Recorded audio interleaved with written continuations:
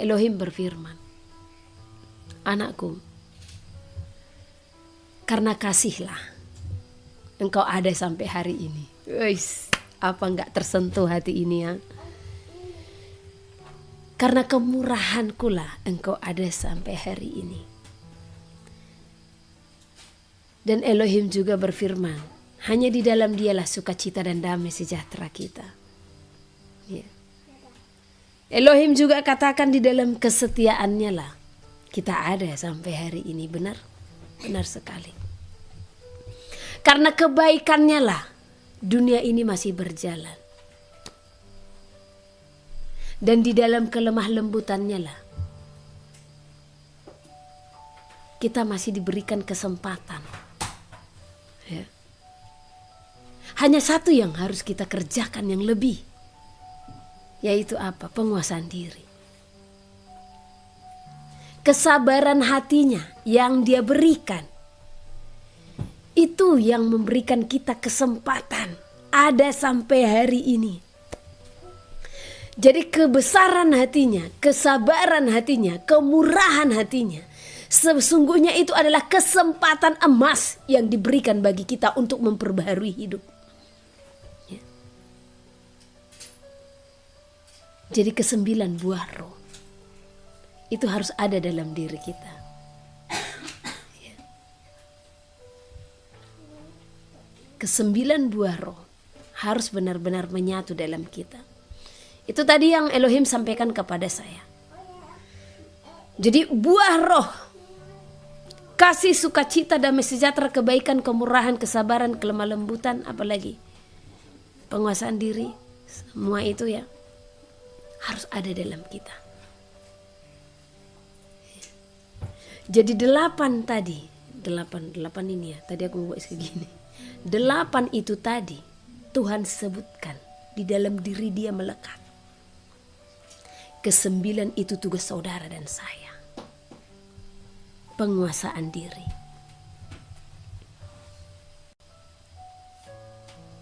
Itu pribadi dia yang sangat nyata ke-8 buah itu.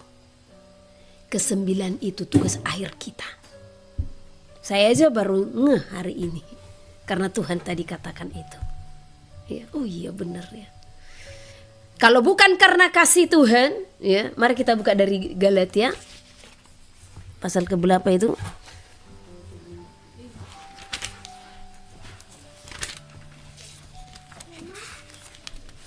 Galatia pasal yang ke-5 ayat ke-22.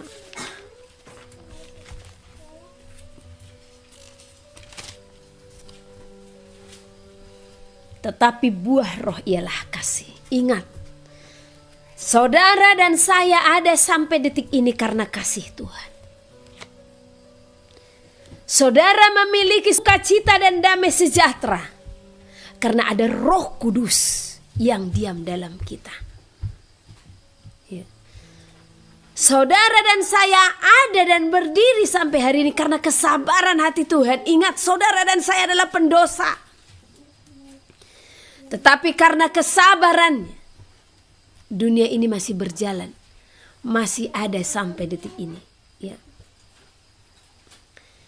Saudara dan saya pun masih ada berdiri sampai detik ini karena kemurahan hati Tuhan. Saudara bisa berdiri, saudara bisa makan, masih ada hujan, masih ada terang. Itu karena apa? Kebaikan Tuhan.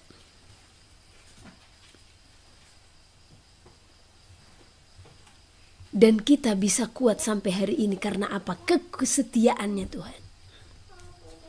Ya.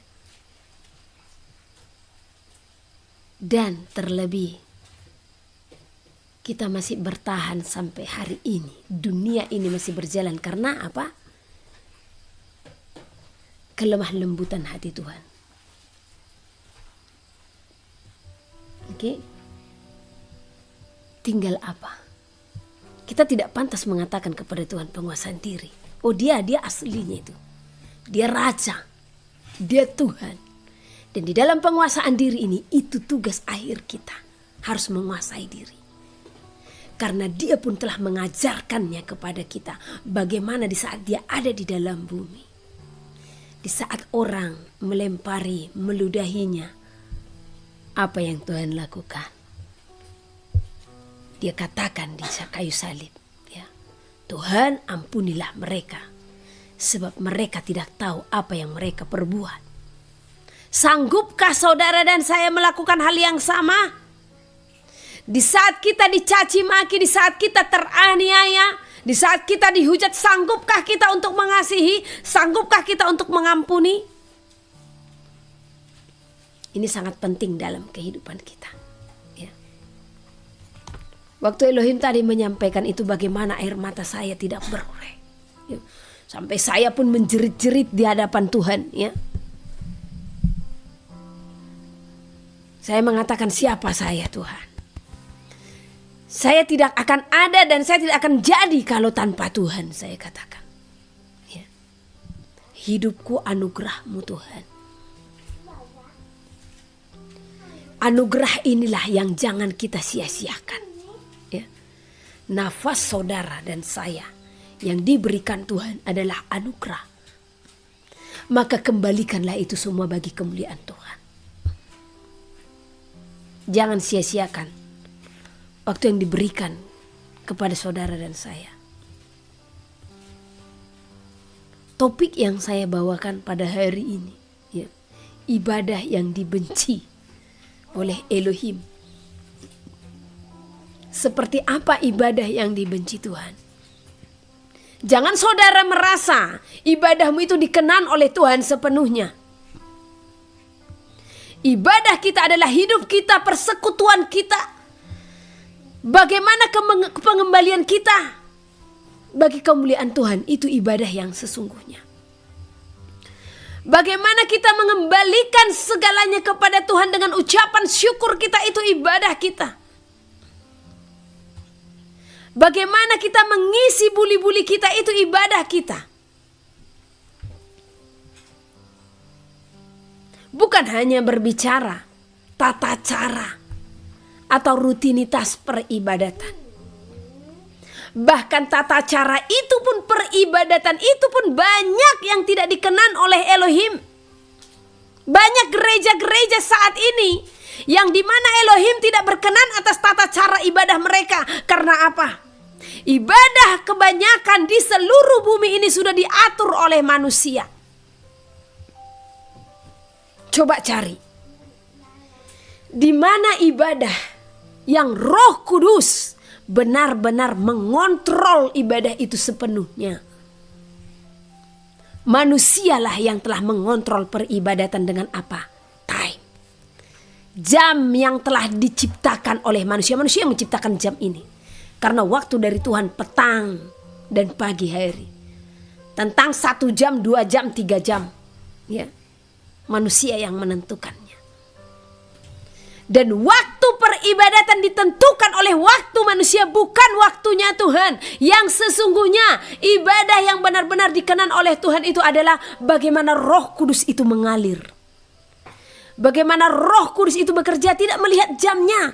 Kalau saudara startnya, saudara menentukan jam, tapi jangan pernah ya memberikan target waktu untuk waktu peribadatan. Kalau untuk mulainya oke. Namun kalau saudara menentukan nanti ibadah kita 1 jam ya, 10 menit itu untuk pujian, 10 menit itu untuk praise and worship, 5 menit, 10 menit pengumuman, ya, 15 menit khotbah, ya, 10 menit persembahan, 1 jam. Apakah Elohim berkenan dengan ibadahmu yang hanya 1 jam engkau berikan dengan tata caramu? Jangan pernah membatasi waktunya Tuhan. Sebenarnya bukan perkara waktu. Mungkin setengah jam pun itu bisa saja berjalan.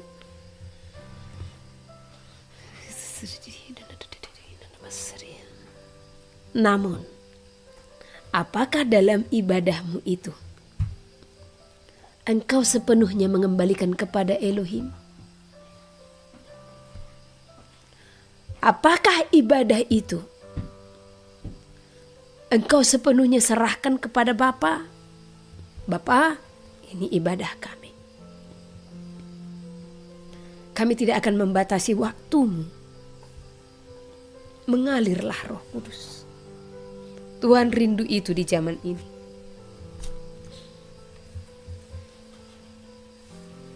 Alangkah durhakanya gereja-gereja yang membatasi waktu Tuhan. Ya. Alangkah durhakanya gereja-gereja yang hanya menjadikan altar sebagai panggung pentas seni, yang hanya menonjolkan suara, choir dengan gemerlap lampu-lampu, ya, dengan action di altar. Apakah ini ibadah yang dikenan oleh Tuhan? Elohim benci ibadahmu jikalau engkau tidak mengembalikannya kepada Roh Kudus.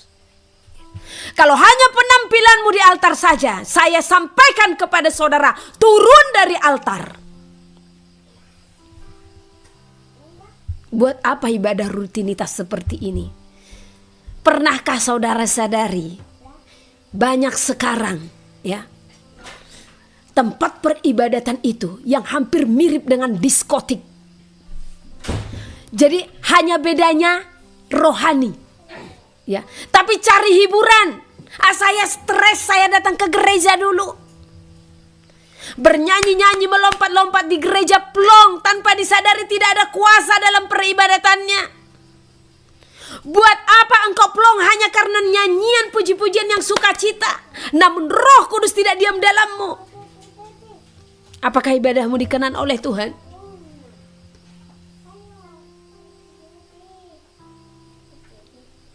Karena banyak lagu-lagu yang menarik orang untuk melompat-lompat tapi tanpa disadari. Apakah di saat engkau menari-nari, melompat-lompat untuk Tuhan, atau bahkan untuk menyenangkan dirimu, untuk menyenangkan dagingmu tadi yang lagi stres? Apa bedanya? Kau jadikan gereja seperti diskotik.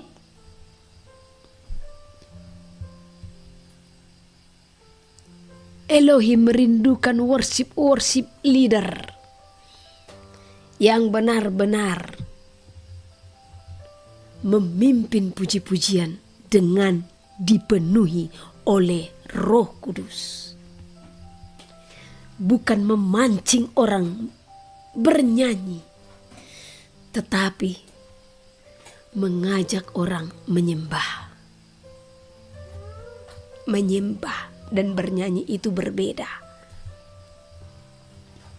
Kalau engkau latihan hanya untuk vokal suaramu, kalau engkau latihan hanya untuk gayamu di altar di saat peribadatan, salah.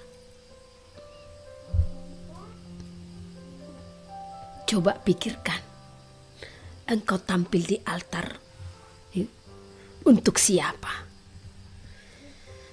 Untuk Tuhankah atau untuk manusia? Kalau untuk Tuhan, jangan batasi waktu. Saya sekarang malas diundang ke gereja-gereja. Kenapa? Belum puas Roh Kudus berbicara. Selalu seperti itu pendetanya. Kadang hati ini mau menangis. Karena sebenarnya di saat Elohim hendak berfirman, gak cukup 30 menit. Kalau sudah benar-benar, ya, ada kalanya hanya 10 menit.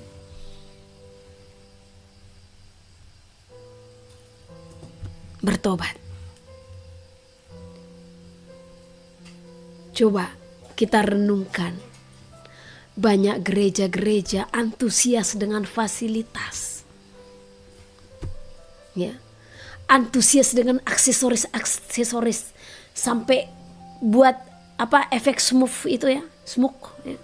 Asap-asap, smoke efek, ya. Lampu kerlap-kerlip, latar di belakang warna hitam untuk menonjolkan lampu yang kerlap-kerlip tadi. Sadar enggak hitam itu lambang dari kegelapan? Mengapa harus ini yang kita adopsi? Dari sana saja terpancar tujuannya untuk apa? Diskotik ya seperti itu. Dibuat dia gelap, dibuat cahaya remang-remang.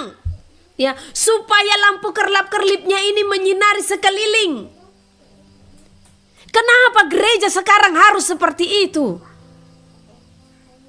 Apa itu yang Tuhan kenan? Tidak, hatimu yang Tuhan kenan. Bagaimana engkau datang menyembahnya? Bagaimana hatimu yang tulus datang menyembahnya?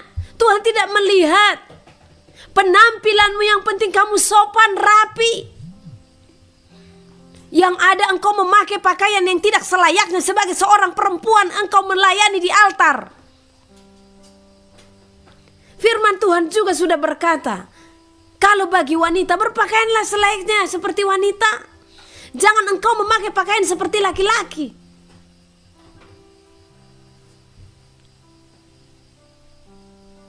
Orang lebih menonjolkan penampilan di saat mau melayani di altar. Ya.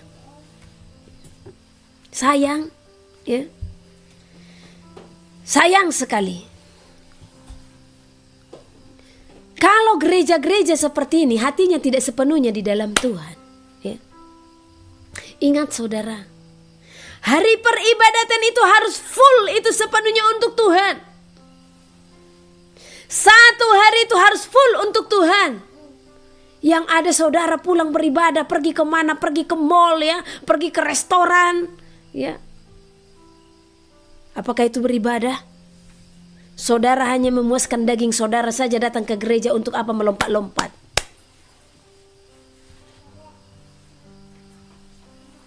Satu jam itu saudara berikan datang kepada Tuhan untuk apa?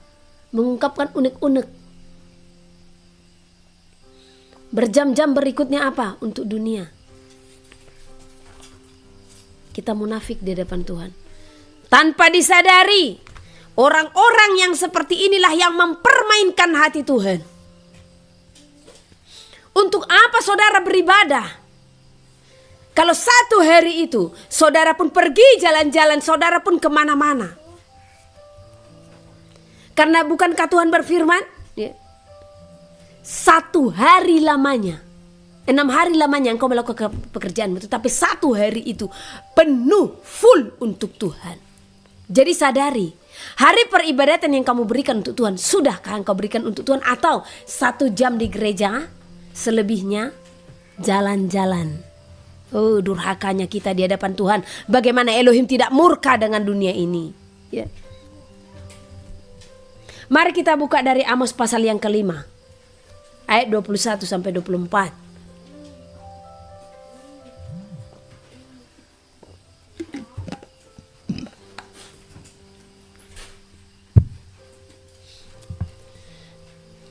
Di Amos 5 ayat 21 sampai 24. Perikopnya, ibadah Israel dibenci Tuhan. Siapa Israel? Saya pernah sampaikan kepada saudara, Israel itu adalah bangsa yang telah dibawa keluar dari masa perbudakan. Israel itu adalah saudara dan saya. Ya. Aku membenci firman Tuhan. Aku menghinakan perayaanmu. Dan aku tidak senang kepada perkumpulan rayamu. Banyak perayaan-perayaan yang dilakukan oleh gereja-gereja. Sekarang yang menjadi pertanyaan, apakah perayaanmu itu dikenan oleh Tuhan? Apakah perayaanmu itu menyenangkan hati Tuhan? Di saat engkau mengatakan melakukan perayaan apapun itu, baik perayaan hari kelahirannya, perayaan apa lagi banyak ya. Nah, apakah di saat perayaan-perayaanmu itu engkau dikenan oleh Tuhan, atau ibadahmu, perayaanmu dikenan oleh Tuhan? Itu menjadi satu pertanyaan yang harus engkau nyatakan ya. Saya lihat ya, ini kontroversi sebenarnya tentang Natal ya. Sebenarnya ini di sini saya tidak berbicara masalah bulannya dulu ya, masalah perayaannya. Banyak orang merayakan hari Natal 25 Desember. Ya. Di dalam perayaan mereka, mereka mengatakan menyambut hari kelahiran Tuhan Yahusua. Namun yang menjadi pertanyaan, apakah perayaan itu dikenan oleh Tuhan? Bagaimana Elohim bisa berkenan atas perayaan-perayaan? Coba saudara berpikir ya. Saya pernah melihat satu video, ini di Lombok ini. Ya, saya sebut aja namanya supaya orang di Lombok sadar juga, ya kan. Nah, kalau memang ada terlibat di sana. Saya melihat video, ya. Para kaum wanita, enggak hanya wanita, ada laki-laki juga ya. Mereka memakai kaos dan memakai celana. Ya. Namanya celana, itu membentuk lekukan tubuh. Ya. Firman Tuhan berkata, jangan kita memakai pakaian yang membentuk lekukan tubuh. Ya. Janganlah engkau berpakaian selayaknya lelaki. Nah, jadi perempuan itu pakai celana, celananya ketat, ya, dan warnanya hari itu cerah. Mereka menari, dan tarian mereka itu, ya, ada yang hadap belakang membelakangi para pemirsa. Coba, apakah dikenan Tuhan yang seperti ini ya? Dengan tarian-tarian, dan lebih dahsyatnya, ada lagi di beberapa wilayah, mereka bahkan menari-nari dengan lagu dunia, ya. Ada lagi membuat acara pelelangan. Lebih herannya lagi, ada yang pakai acara mabuk-mabukan. Apa ini? Pernah nggak kita sadari kalau yang seperti ini bahkan seperti menghina hadirat Tuhan? Jadi saya sampaikan kepada saudara-saudara yang masih melakukan perayaan-perayaan tersebut, jikalau tidak ada kekudusan dalam hatimu atau tidak ada kekudusan dalam peribadatan atau perayaan itu, keluar. Untuk apa ikut di dalam perayaan yang melukai hati Bapa? Ya. Di tempat saya di Tanah Batak, karena saya ingat, saya dulu ikut berperan di dalamnya. Setiap hari Natal itu, ya, akan ada lelang. Jadi nanti kami muda-mudi memegang lelang ini, ya. Lelangnya apa, saudara? Bir, ya. Apalagi yang warna hitam, pigor ya. Ya. Nah, Red Label, makanan-makanan, ada ayam panggang segala macam ya, dilelang. Nanti lagunya apa? Lagu dunia, 1, 2, 3, udah sambil joget-joget dihantarkan ini kepada orang yang menang dalam pelelangan. Wow, seperti inikah? Dan anak-anak itu pun nanti akan dibuat berjoget-joget dengan lagu-lagu dunia, ya. Nanti para orang-orang tua menyumbangkan uang kepada anak-anak. Seperti inikah yang Tuhan kenan? Apa bedanya itu dengan perayaan paganisme? Karena orang pagan juga di tanggal 25 Desember mereka merayakan ya hari kelahiran Dewa Matahari dengan pesta pora. Sama toh? Tahu kaum pagan itu apa? Penyembah dewa-dewa. Karena sesungguhnya tanggal itu pun diadopsi dari sana. Jadi perhatikan perayaan yang engkau adakan, ya. Perhatikan juga ibadah yang engkau ikuti, persekutuan yang engkau ikuti. Di sini Elohim berfirman kepada orang Israel, aku membenci, aku menghinakan perayaanmu, dan aku tidak senang kepada perkumpulan rayamu. Sungguh, apabila kamu mempersembahkan kepadaku korban-korban bakaran dan korban-korban sajianmu, aku tidak suka, kata Tuhan. Dan korban keselamatanmu berupa ternak tambun, aku tidak mau pandang. Jauhkanlah daripadaku keramaian nyanyian-nyanyianmu, lagu gambusmu tidak mau aku dengar. Jadi mau nyanyi pun saudara di gereja ya, suka-sukamu Tuhan, seperti itu ya. Namun kalau hatimu tidak sepenuhnya menyembah, Tuhan tidak suka. Bahkan Tuhan akan katakan, jauhkanlah daripadaku keramaian nyanyian-nyanyianmu. Lagu gambusmu tidak mau aku dengar. Kenapa Elohim tidak mau mendengar? Karena ketegar tangkukan daripada bangsa Israel ya. Tetapi biarlah keadilan bergulung-gulung seperti air dan kebenaran seperti sungai yang selalu mengalir. Inilah yang Tuhan kehendaki. Dan keadilan Tuhan pun akan nyata bagi orang-orang yang mempermainkan Elohim. keadilan Tuhan pun akan nyata dikatakan kepada orang-orang yang tidak beribadah yang benar, yang tidak beribadah yang mengandung kuasa. Coba lihat bagaimana kerasnya Elohim berfirman kepada bangsa Israel. Tuhan tidak suka dengan nyanyian-nyanyiannya. Tuhan tidak suka dengan perayaan-perayaannya, ya. Dan Tuhan tidak suka dengan korban-korban bakaran. Oh, banyak di gereja-gereja sekarang, ya. Hanya untuk menunjukkan muka saja, hanya untuk menunjukkan wajah saja. Di saat ada pembangunan-pembangunan dari saya sekian, ya, yang hanya menonjolkan persembahan-persembahan ini. Apakah Elohim berkenan dengan persembahanmu? Yang Elohim mau, biarlah kiranya persembahan kita itu menjadi korban yang hangus di hadapan Tuhan. Untuk menjadi korban yang hangus itu harus ada ketulusan, ya. Harus ada ketulusan hati. Harus ada perubahan di dalam karakter. Kalau dalam peribadatanmu tidak ada pembaharuan hidup, bagaimana Tuhan berkenan dengan persembahan-persembahan? Mau berapapun persepuluhanmu kau hantarkan ke bait suci, apakah Tuhan berkenan? Jangan kamu menyogok Tuhan dengan persembahan persepuluhanmu. Bukan materi ini yang Tuhan inginkan persepuluhan darimu, tetapi bagaimana engkau memberikan hidupmu kepada Tuhan. Itu persepuluhan yang benar, ya. Karena gereja-gereja juga banyak yang serakah, mengkhotbahkan persepuluhan hanya karena uangnya saja. Tetapi saya sampaikan di sini, korban persepuluhanmu itu yang paling nyata adalah hatimu, hidupmu yang benar-benar tulus di hadapan Tuhan. Coba hitung. Dalam satu hari, adakah 1/10 engkau berikan waktumu kepada Tuhan? Ya? Bukan berbicara uang saudara yang saudara hantarkan ke gereja. Jadi Tuhan tidak berkenan dengan persembahan-persembahan orang-orang yang tidak ada perubahan karakter, yang tidak ada perubahan hidup. Ya. Mau 1 miliar pun engkau berikan persembahanmu ke gereja, ya. Namun kalau tidak ada perubahan karakter dalam hidupmu, engkau tidak dikenan olehnya. Tetapi 1.000 rupiah pun yang engkau miliki, namun hatimu benar-benar tulus kepada Tuhan, maka itulah yang dikenan oleh Elohim. Ya. Karena banyak orang hanya menunjukkan muka memberikan persembahan. Ya. Apalagi gereja-gereja, ya, sangat rajin ini.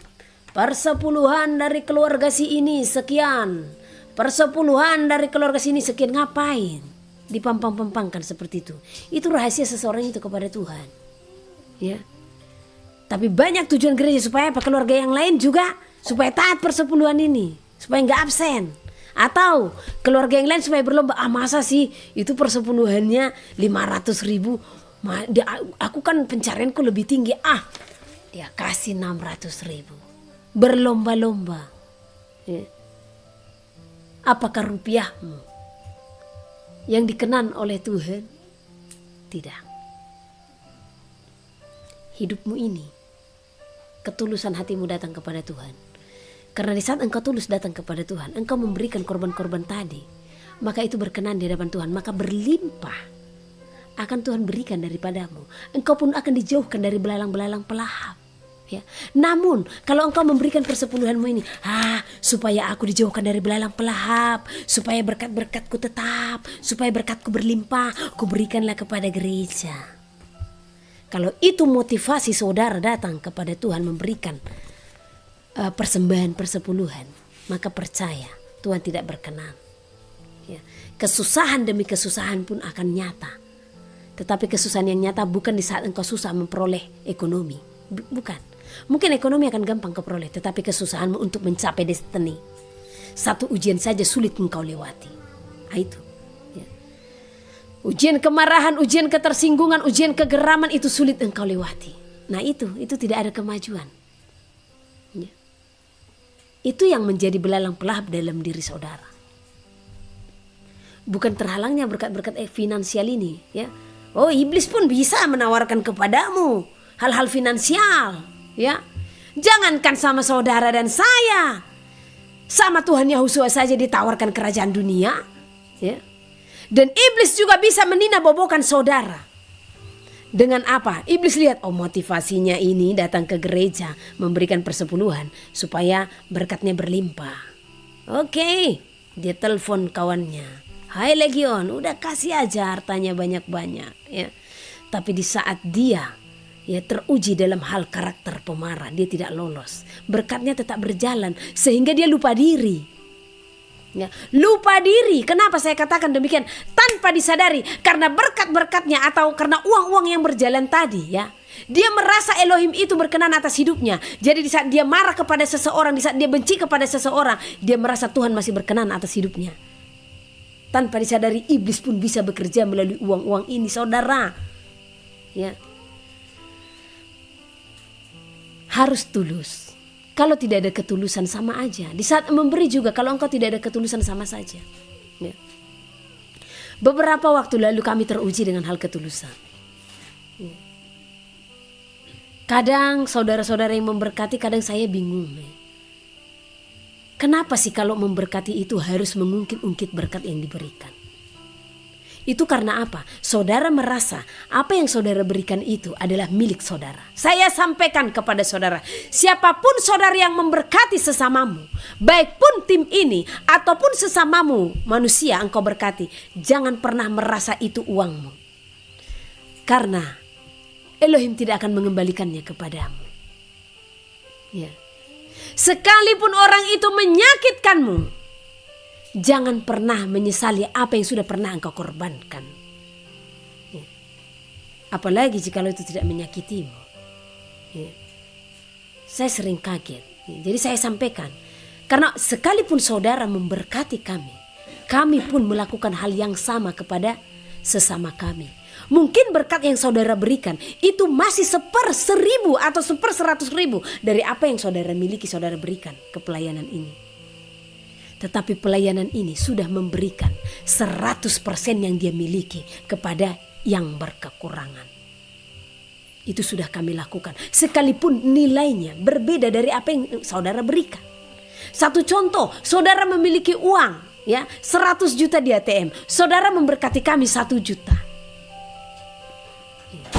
Mana lebih besar daripada kami memberkati uang kami hanya 3 juta di ATM, tetapi kami berikan 2.900.000.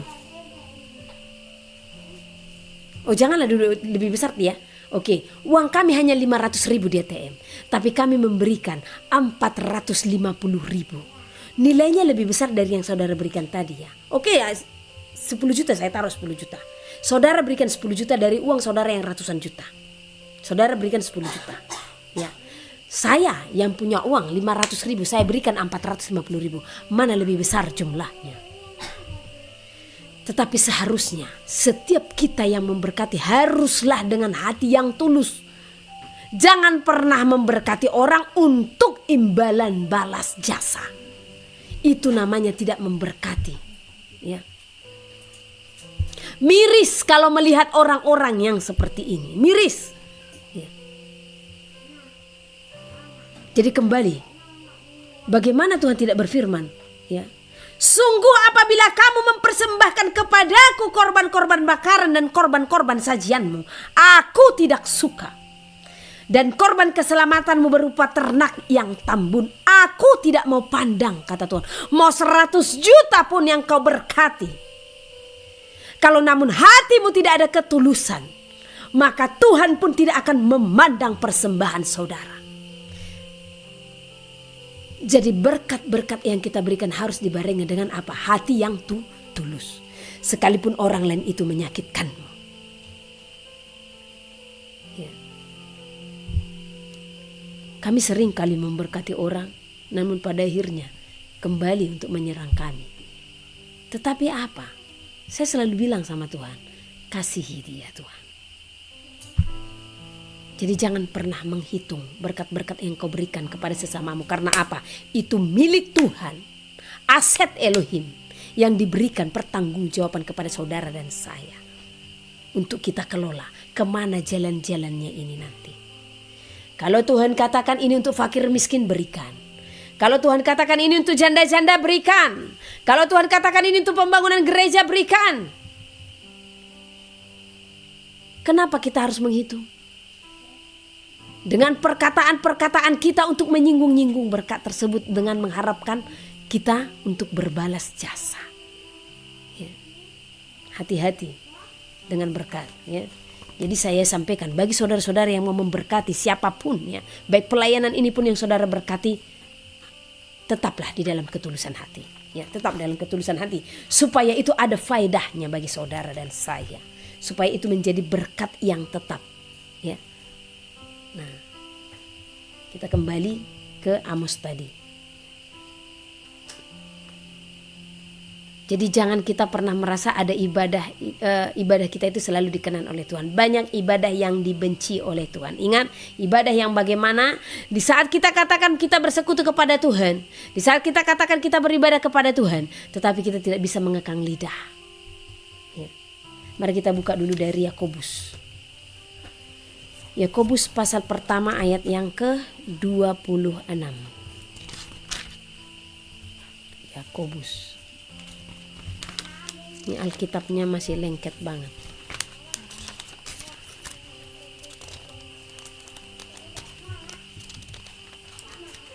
Terima kasih buat kitab sucinya. Yakobus pasal yang pertama ayat yang ke-26. Jikalau ada seorang menganggap dirinya beribadah tetapi tidak mengekang lidahnya, ia menipu dirinya sendiri, maka sia-sialah ibadahnya. Yang seperti ini yang dibenci oleh Elohim. Ya. Kita katakan kita beribadah, tetapi kita tidak bisa mengekang lidah kita. Maka yang seperti ini Elohim tidak berkenan. Ya. Asal ngomong saja, asal bunyi saja. Di sini dikatakan, ya, ia menipu dirinya sendiri. Siapa? Orang-orang yang menganggap dirinya beribadah tetapi tidak mengekang lidahnya. Ia menipu diri sendiri, maka sia-sialah ibadahnya. Percuma saudara pergi ke gereja, pergi persekutuan, tetapi tidak bisa mengekang lidah. Sia-sia ibadah saudara. Saudara pun menipu diri sendiri dengan apa? Mengatakan mau datang beribadah. Datang beribadah itu mengabdi kepada Tuhan sepenuhnya. Datang beribadah itu menyerahkan diri sepenuhnya kepada Tuhan. Datang beribadah kepada Tuhan itu adalah menyembah Elohim yang Maha Kudus. Tapi kalau tidak bisa mengekang lidah, itu namanya menipu diri sendiri. Ya, maka sia-sia ibadah yang dilakukan. Ya. Jadi orang-orang yang seperti ini yang masih geram, marah, ya. Ini orang yang tidak ada kuasa dalam peribadatan, ya. Kita buka dulu dari 2 Timotius. 2 Timotius pasal yang ketiga, ayat yang ke-5. Jadi orang yang masih tidak bisa mengekang lidah, biasanya itu orang apa? Ya, orang yang suka marah, ya. Orang yang sering mengucapkan kata-kata kotor. Orang yang sering mengucapkan kata-kata yang sia-sia. Kegeraman ada pada dirinya yang tidak bisa mengekang lidahnya, ya. Maka orang ini disebut secara lahiriah, ya. 2 Timotius pasal yang ketiga ayat yang ke-5. Secara lahiriah mereka menjalankan ibadah mereka, tetapi pada hakikatnya mereka memungkiri kekuatannya. Jauhilah mereka itu. Mau dicatat ya, untuk menjauhi orang yang seperti ini. Kenapa? Karena Elohim murka dengan orang-orang yang seperti ini, yang katanya beribadah tetapi tidak bisa pengendalian diri, ya, buah roh penguasaan diri. Ya. Manusia yang seperti apa? Manusia yang menyombongkan diri, itu di ayat yang di atas, ya, keadaan manusia pada akhir zaman. Ya. Yang menjadi pemfitnah, yang memberontak terhadap orang tua yang tidak tahu berterima kasih, yang tidak peduli akan agama, tidak tahu mengasihi, tidak mau berdamai. Ini tidak mau berdamai ini sering kali saya temukan di lapangan, ya. Saya sedikit cerita. pengalaman yang kami alami beberapa waktu silam di satu wilayah ya, di mana waktu kami pergi keluar kota. Saya ceritakan ini sebagai bahan perenungan dan bahan pelajaran bagi kita semua. Saat itu saya disampaikan Elohim untuk menyampaikan pesan kepada seorang yang juga ya, karena kita semua anak Elohim ya. Nah, pesan Elohim itu apa? Supaya dia menyampaikan suara Tuhan yang benar-benar, suara Tuhan. Jadi sebenarnya pengkoreksian ya. Nah, tetapi sesungguhnya karena kasihlah Tuhan menyuruh kami ke sana. Kenapa? Tuhan tahu di dalam diri seseorang ini ada suara-suara yang disampaikan dan diklaim suara Tuhan sepenuhnya. Sebenarnya Tuhan bisa marah nggak? Bisa. Di perjanjian lama, di ulangan, itu dikatakan jikalau seorang nabi menyampaikan sesuatu dari Tuhan, tetapi itu tidak dari Tuhan, maka nabi itu akan mati.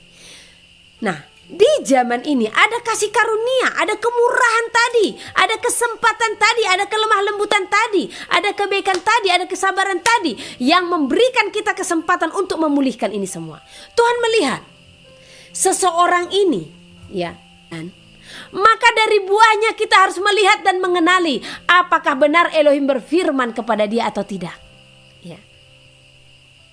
Satu hal saya sampaikan dan kembali dan selalu saya sampaikan kepada saudara. Oh, keras banget. Ya, tidak akan berfirman kepada seorang pemarah. Enggak. Tidak akan.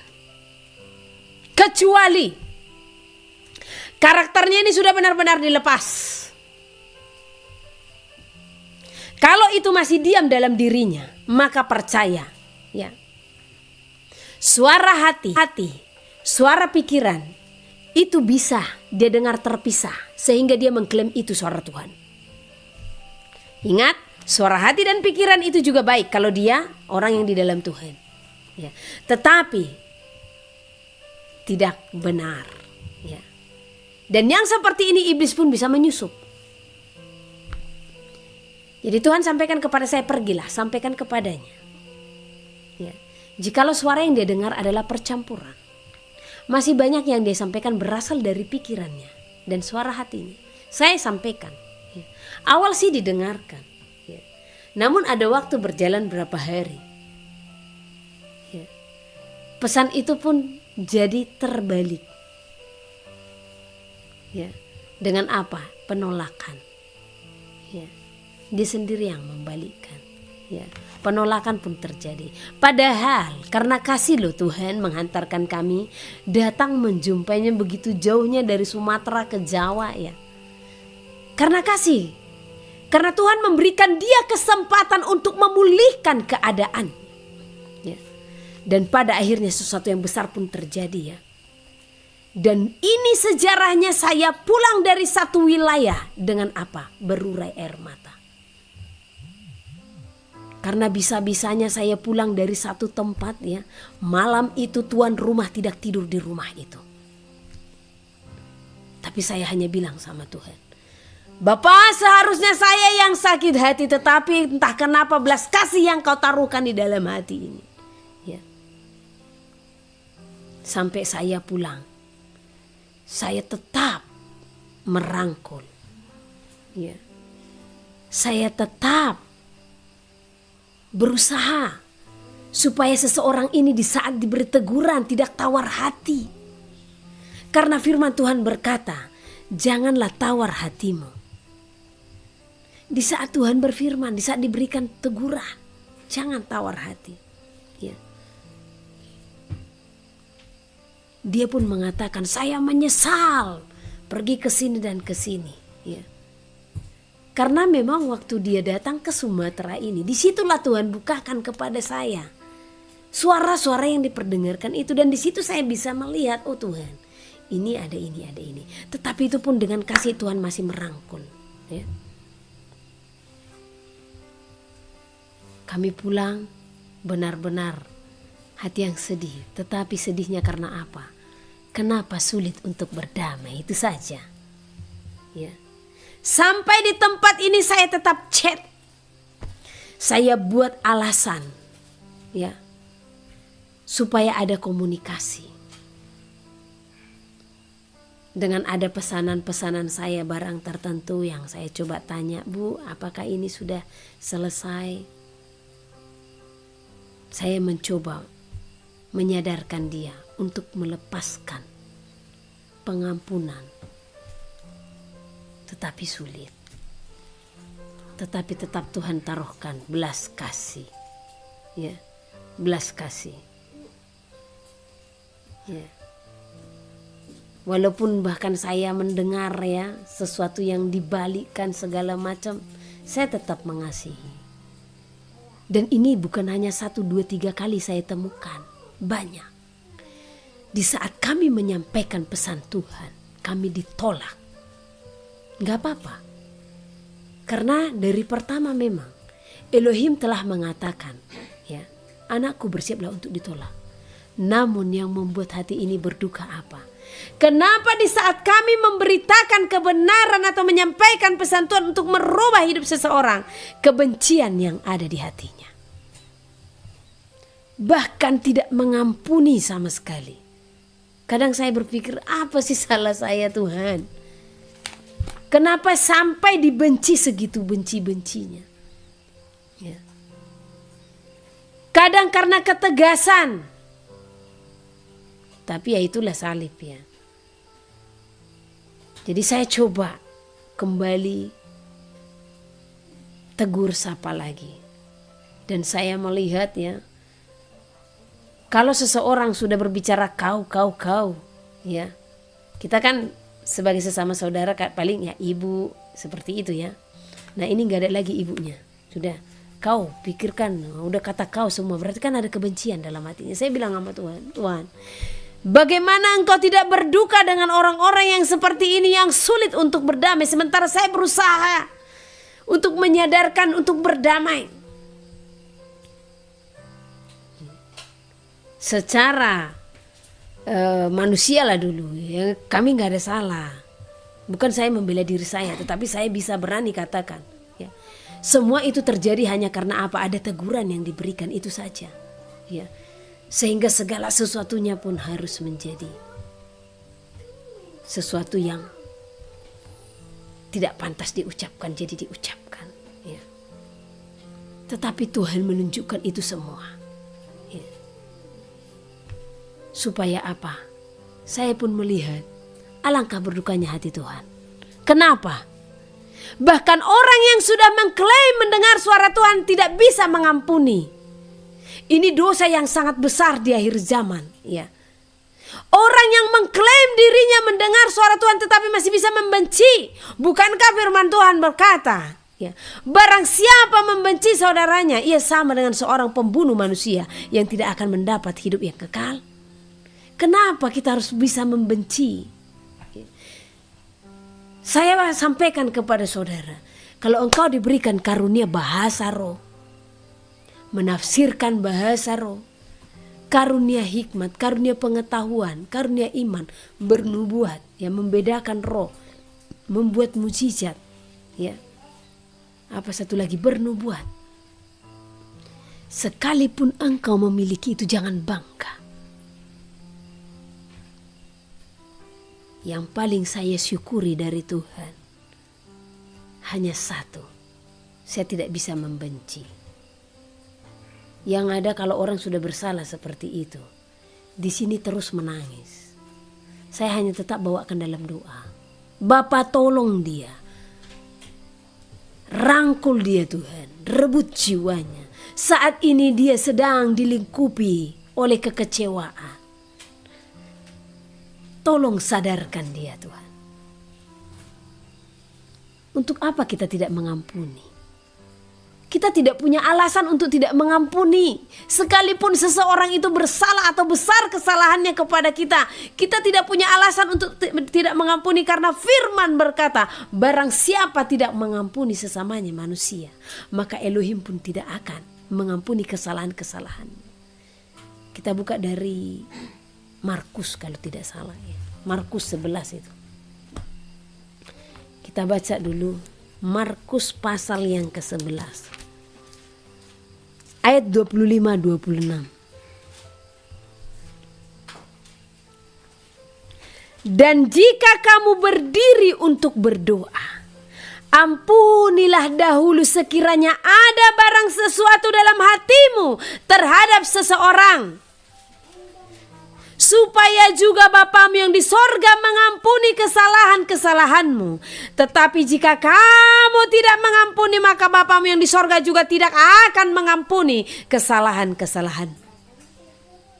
Cukup jelas firman Elohim. Bahkan di sini dikatakan, jika kita hendak berdiri untuk berdoa saja, belum lagi sebagai pendoa, berdiri untuk berdoa saja, ya. Di sini Elohim berfirman, ampuni dulu. Sekiranya ada kesalahan, sekiranya ada barang sesuatu dalam hatimu terhadap seseorang. Jadi kalau kamu benci kepada seseorang, kalau kamu kesal kepada seseorang, bereskan dulu, ampuni dulu, ya. Karena Tuhan tidak akan menerima doa-doamu di saat engkau tidak bisa mengampuni sesamamu, ya. Bagaimana engkau katakan engkau seorang pendoa? Bagaimana engkau katakan engkau seorang persekutuan, namun hatimu masih membenci sesamamu manusia? Engkau masih menyimpan kekecewaan. Apakah persekutuan yang engkau jalankan akan dikenan oleh Tuhan? Tidak. Tuhan tidak berkenan. Persekutuan-persekutuan yang seperti ini Tuhan tidak berkenan. Makanya harus dikoreksi hati. Sebelum engkau berdiri untuk berdoa, ampunilah sekiranya ada barang sesuatu dalam hatimu terhadap seseorang. Sekalipun seseorang itu bersalah kepadamu, sehingga engkau dibuatnya jengkel atau kecewa, ampuni dulu. Kalau belum mengampuni, maka ingatlah. Apakah engkau tidak pernah melakukan kesalahan? Pernah, semua orang telah berbuat dosa. Kalau engkau mengatakan engkau tidak pernah berbuat salah, ya, maka firman ini sudah salah mencatat itu. Jadi jikalau engkau tidak bisa mengampuni sesamamu manusia, maka Bapamu yang di sorga juga, ya, tidak akan mengampuni kesalahan-kesalahanmu. Sekalipun kesalahanmu tadi tidak kepada orang yang sedang kamu benci. Jadi kesalahanmu kepada orang lain itu atau kepada Tuhan itu pun tidak akan Tuhan ampuni. Itu pentingnya kita bercermin. Itu pentingnya kita benar-benar meremahkan firman ini. Bukan hanya numpang lewat. Dunia ini dipakai untuk mengecewakan kita. Tetapi kita harus teruji dan tahan uji. Memangnya siapa yang akan dipakai untuk menguji kita? Besi menajamkan besi. Manusia menajamkan sesama. Namun bukan berarti jikalau seseorang itu benar-benar membuatmu kesal atau kecewa, engkau pun memelihara kekecewaan dan kebencian hatimu. Ya.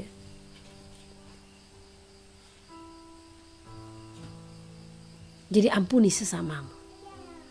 Ya. Ampuni. Ingat, kita tidak punya alasan untuk tidak mengampuni sesama kita. Karena apa? Tuhan datang oleh karena kasih-Nya mengampuni dosa saudara dan saya. Siapa kita harus menuntut orang lain untuk benar-benar bertekuk lutut di kaki kita? Siapa kita? Namun biarlah kita merendahkan hati di hadapan Tuhan. Yeah. Jadi kalau engkau katakan engkau seorang pendoa, tetapi masih ada kebencianmu terhadap orang lain, ingat, engkau tidak dikenan oleh Tuhan. Bahkan itu hanya melukai hati Tuhan. Ya, Elohim itu akan memalingkan wajahnya daripadamu. Tidak akan didengarnya. Tidak akan. Jadi siapapun yang kau anggap melukai hatimu, ampuni. Di saat saya membaca ayat ini, ya, sama seperti kejadian saya beberapa waktu lalu waktu ke Jawa. Seharusnya saya yang sakit hati. Ya. Karena saya yang merasa direndahkan, saya yang merasa kecewa. Tetapi apa saya ingat, tidak pantas bagiku untuk kecewa. Lagian untuk apa aku kecewa? Karena memang besi menajamkan besi, manusia menajamkan sesama. Ya. Bahkan aku berusaha untuk berdamai. Tetapi lihat bagaimana di 2 Timotius itu dikatakannya, manusia tidak mau berdamai. Jadi kalau orang yang tidak mau berdamai, ya, ini adalah orang yang masuk ke dalam keadaan manusia pada akhir zaman, ya. Tidak mau berdamai. Jadi ini semua harus kita jauhkan. Keadaan manusia di akhir zaman ini sebagai anak-anak Elohim kita harus jauhkan, ya. Tidak tahu mengasihi, tidak mau berdamai, suka menjelekkan orang. Ngapain kita harus menjelek-jelekkan orang? Ya. Ngapain? Kalau engkau kecewa dengan seseorang, ngapain harus menghasut orang lain untuk membenci atau menjauhi orang tersebut? Jangan.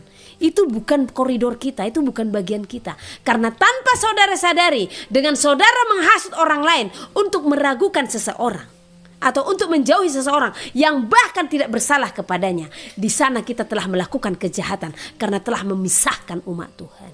Ya. Celakalah orang yang menyesatkan dan celakalah orang yang disesatkan. Ya. Yahusua aja datang untuk mempersatukan kaum Yahudi dengan non-Yahudi. Siapa kita? Harus menghasut orang lain untuk menjauhi sesama. Hati-hati ini. Ya, jangan pernah melakukan dosa seperti itu. Kalau memang engkau sakit hati kepada orang lain, ya, gak usah ajak kawanmu untuk ikut. Tidak suka kepadanya, jangan. Ya. Di sana kita sudah menjadi musuh Elohim. Karena dia datang sebagai pemersatu. Kenapa saudara datang sebagai pemisah? Berarti siapa? Musuh Elohim. Ya. Jangan menjadi musuh Elohim dengan apa? Menghasut orang lain untuk membenci orang yang sedang kamu benci. Ya. Jangan pernah menjadi musuh Elohim dengan menghasut orang lain untuk meragukan atau menjauhi orang yang kamu ragukan. Di dalamnya ada roh Tuhan. Ya, jangan. Ya. Tidak dapat mengekang diri. Ya, ini banyak. Mereka tidak bisa mengekang dirinya. Ya. Kalau sudah mau marah saja, marahnya keluar saja. Ya, tidak ada sangkal diri. Ya. Garang, tidak suka yang baik, suka mengkhianat, tidak berpikir panjang, berlagak tahu, lebih menuruti hawa nafsu daripada menuruti Elohim. Secara lahiriah mereka menjalankan ibadah mereka, tetapi pada hakikatnya mereka memungkiri kekuatannya. Kekuatan apa? Kekuatan ibadah itu. Kekuatan ibadah itu untuk apa? Merubah karakter kita. Ya. Nah, pada hakikatnya orang tadi, ya, mereka memungkiri kekuatan ibadah itu. Jauhilah mereka itu.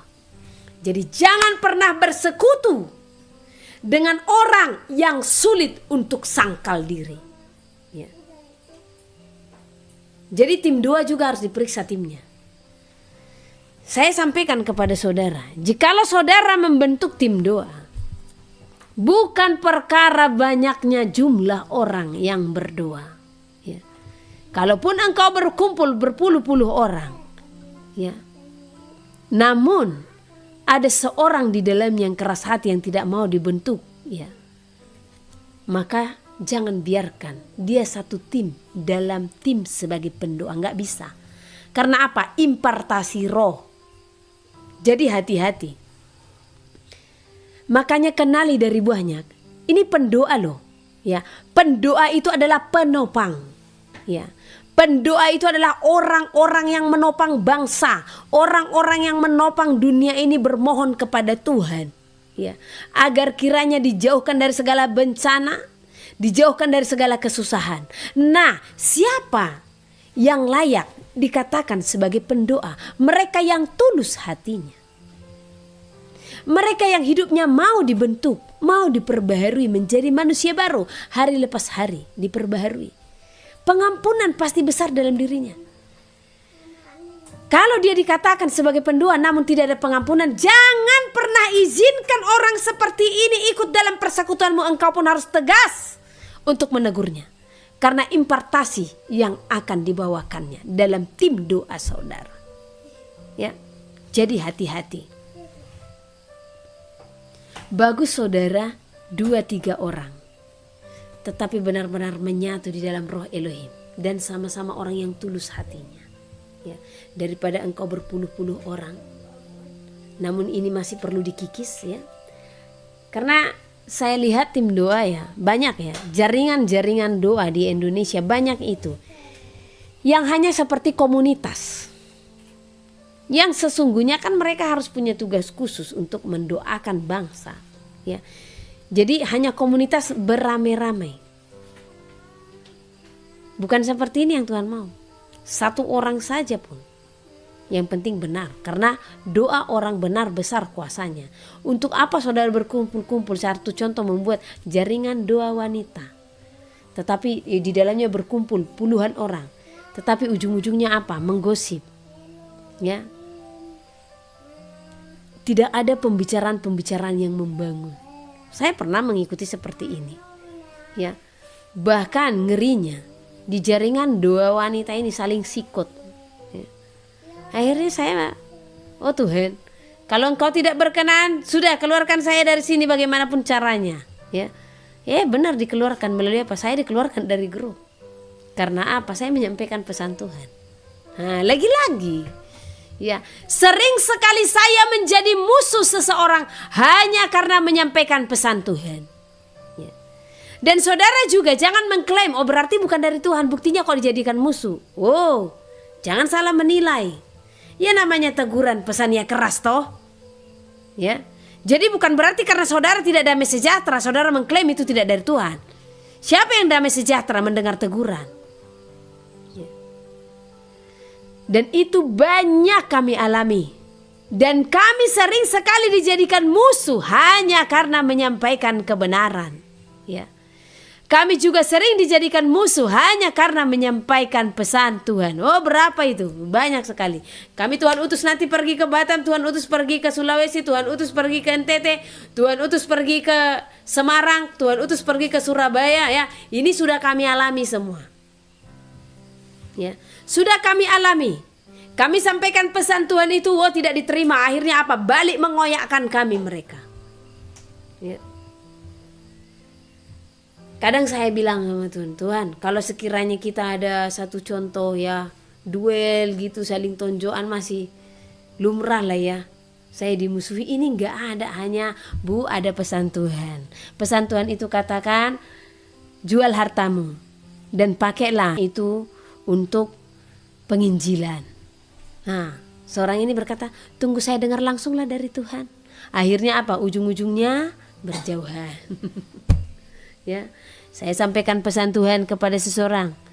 Bapak, Ibu, Tuhan sampaikan kepada saya tinggalkan kota ini. Karena ada panggilan Bapak yang besar atas satu wilayah yang Tuhan sudah berikan. Dan wilayahnya adalah ini. Ya, oh iya terima kasih Bu, tapi segitu saya pulang, wow, kembali lagi saya dihujat. Ya, jadi saya dimusuhin orang, ya. Difitnah orang hanya karena hal-hal seperti ini. Karena kalau saudara tanya kejahatan yang saya perbuat kepada mereka, saya bisa jamin saya tidak punya kejahatan kepada mereka. Ya. Jadi kalau saudara pun mendengar dari kiri dan kanan, ya hati-hati dengan Ibu Henis Tumorang sesat itu. Coba saudara tanya, apa sih salahnya Ibu Henis Tumorang? Saya bisa jamin, bahkan dari perkataan dari mulut saya bisa jamin. Ya. Kemarin saja saya dituduhkan, ya, saya menghujat katanya, menghujat dia. Padahal saya tidak menghujat, saya hanya sampaikan, Bu, jangan biarkan iblis menguasai hatimu, lepaskan kecewamu hanya itu. Apakah kalimat seperti itu menghujat? Menyadarkan tepatnya, bukan menghujat. Ya. Nah. Karena menghujat itu satu contoh, dia seorang dari Tuhan, saya katakan dasar kamu dari setan, ya baru itu menghujat, ya. Tapi kalau hanya saya katakan sadar, jangan biarkan iblis bekerja, lawan kemarahanmu, ya kalau itu kan teguran. Ya memang kadang saya menyampaikannya tegas. Ya. Amsal pasal 29. Siapa bersih tegang leher, walaupun telah mendapat teguran, akan sekonyong-konyong diremukan tanpa dapat dipulihkan lagi. Jika orang benar bertambah, bersukacitalah rakyat. Tetapi jika orang fasik memerintah, berkeluh kesahlah rakyat. Orang yang mencintai hikmat menggembirakan ayahnya, tetapi siapa yang bergaul dengan pelacur memboroskan harta. Dengan keadilan seorang raja menegakkan negerinya, tetapi orang yang memungut banyak pajak meruntuhkannya. Orang yang menjilat sesamanya membentangkan jerat di depan kakinya. Orang yang jahat terjerat oleh pelanggarannya, tetapi orang benar akan bersorak dan bersukacita. Orang benar mengetahui hak orang lemah, tetapi orang fasik tidak mengertinya. Pencemooh mengacaukan kota, tetapi orang bijak meredakan amarah. Jika orang bijak berperkara dengan orang bodoh ini mengamuk dan tertawa, sehingga tak ada ketenangan. Orang yang haus akan darah membenci orang saleh, tetapi orang yang jujur mencari keselamatannya. Orang bebal melampiaskan seluruh amarahnya, tetapi orang bijak akhirnya meredakannya. Kalau pemerintah memperhatikan kebohongan, semua pegawainya menjadi fasik. Si miskin dan si penindas bertemu, dan Tuhan membuat mata kedua orang itu bersinar. Raja yang menghakimi orang lemah dengan adil, tahtanya tetap kokoh untuk selama-lamanya. Tongkat dan teguran mendatangkan hikmat, tetapi anak yang dibiarkan mempermalukan ibunya. Jika orang fasik bertambah, bertambahlah pula pelanggaran, tetapi orang benar akan melihat keruntuhan mereka. Didiklah anakmu, maka ia akan memberikan ketentraman kepadamu dan mendatangkan sukacita kepadamu. Bila tidak ada wahyu, menjadi liarlah rakyat. Berbagailah orang yang berpegang pada hukum. Dengan kata-kata saja seorang hamba tidak dapat diajari, sebab walaupun ia mengerti, namun ia tidak mengindahkannya. Kau lihat orang yang cepat dengan kata-katanya. Harapan lebih banyak bagi orang bebal daripada bagi orang itu. Siapa memanjakan hambanya sejak muda, akhirnya menjadikan dia keras kepala. Si pemarah menimbulkan pertengkaran, dan orang yang lekas gusar banyak pelanggarannya. Keangkuhan merendahkan orang, tetapi orang yang rendah hati menerima pujian. Siapa menerima bagian dari pencuri, membenci dirinya. Didengarnya kutuk, tetapi tidak diberitahukannya. Takut kepada orang mendatangkan jerat, tetapi siapa percaya kepada Tuhan, dilindungi. Banyak orang mencari muka pada pemerintah, tetapi dari Tuhan orang menerima keadilan. Orang bodoh adalah kekejian bagi orang benar. Orang yang jujur jalannya adalah kekejian bagi orang fasik. Amsal pasal 30. Perkataan-perkataan Agur bin Yake. Perkataan Agur bin Yake dari Masa. Tutur kata orang itu, aku berlelah-lelah ya Allah, aku berlelah-lelah sampai habis tenagaku, sebab aku ini lebih bodoh daripada orang lain. Pengertian manusia tidak ada padaku, juga tidak kupelajari hikmat, sehingga tidak dapat kukenal yang Maha Kudus. Siapakah yang naik ke surga lalu turun? Siapakah yang telah mengumpulkan angin dalam genggamnya? Siapakah yang telah membungkus air dengan kain? Siapakah yang telah menetapkan segala ujung bumi? Siapa namanya dan siapa nama anaknya? Engkau tentu tahu. Semua firman Allah adalah murni. Ia adalah perisai bagi orang-orang yang berlindung padanya. Jangan menambahi firman-Nya, supaya engkau tidak ditegurnya dan dianggap pendusta. Dua hal aku mohon kepadamu, jangan itu kau tolak sebelum aku mati, yakni, jauhkanlah daripadaku kecurangan dan kebohongan. Jangan berikan kepadaku kemiskinan atau kekayaan. Biarkanlah aku menikmati makanan yang menjadi bagianku, supaya kalau aku kenyang, aku tidak menyangkalmu dan berkata, siapa Tuhan itu? Atau kalau aku miskin, aku mencuri dan mencemarkan nama Allahku. Jangan mencerca seorang hamba pada tuannya, supaya jangan ia mengutuki engkau, dan engkau harus menanggung kesalahan itu. Ada keturunan yang mengutuki ayahnya dan tidak memberkati ibunya. Ada keturunan yang menganggap dirinya tahir, tetapi belum dibasuh dari kotorannya sendiri. Ada keturunan yang berpandangan angkuh, yang terangkat kelopak matanya. Ada keturunan yang giginya adalah pedang, yang gigi geliginya adalah pisau, untuk memakan habis dari bumi orang-orang yang tertindas, orang-orang yang miskin di antara manusia. Si lintah mempunyai 2 anak perempuan, untukku dan untukku. Ada 3 hal yang tak akan kenyang, ada 4 hal yang tak pernah berkata cukup. Dunia orang mati dan rahim yang mandul, dan bumi yang tidak pernah puas dengan air, dan api yang tidak pernah berkata cukup. Mata yang mengolok-olok ayah dan enggan mendengarkan ibu akan dipatuk gagak lembah dan dimakan anak Raja Wali. Ada 3 hal yang mengherankan aku, bahkan ada 4 hal yang tidak ku mengerti. Jalan Raja Wali di udara, jalan ular di atas cadas, jalan kapal di tengah-tengah laut, dan jalan seorang laki-laki dengan seorang gadis. Inilah jalan perempuan yang berzina. Ia makan, lalu menyeka mulutnya dan berkata, "Aku tidak berbuat jahat." Karena 3 hal bumi gemetar, bahkan karena 4 hal ia tidak dapat tahan. Karena seorang hamba, kalau ia menjadi raja, karena seorang bebal, kalau ia kekenyangan makan, karena seorang wanita yang tidak disukai orang, kalau ia mendapat suami, dan karena seorang hamba perempuan, kalau ia mendesak kedudukan nyonyanya. Ada 4 binatang yang terkecil di bumi, tetapi yang sangat cekatan. Semut, bangsa yang tidak kuat, tetapi yang menyediakan makanannya di musim panas. Pelanduk, bangsa yang lemah, tetapi yang membuat rumahnya di bukit batu. Belalang, yang tidak mempunyai raja, namun semuanya berbaris dengan teratur. Cicak yang dapat kau tangkap dengan tangan, tetapi yang juga ada di istana-istana raja. Ada 3 binatang yang gagah langkahnya, bahkan 4 hal yang gagah jalannya, yakni singa yang terkuat di antara binatang, yang tidak mundur terhadap apapun, ayam jantan yang angkuh atau kambing jantan, dan seorang raja yang berjalan di depan rakyatnya. Bila engkau menyombongkan diri, tanpa atau dengan berpikir, tekapkanlah tangan pada mulut, sebab kalau susu ditekan, mentega dihasilkan, dan kalau hidung ditekan, darah keluar, dan kalau kemarahan ditekan, pertengkaran timbul.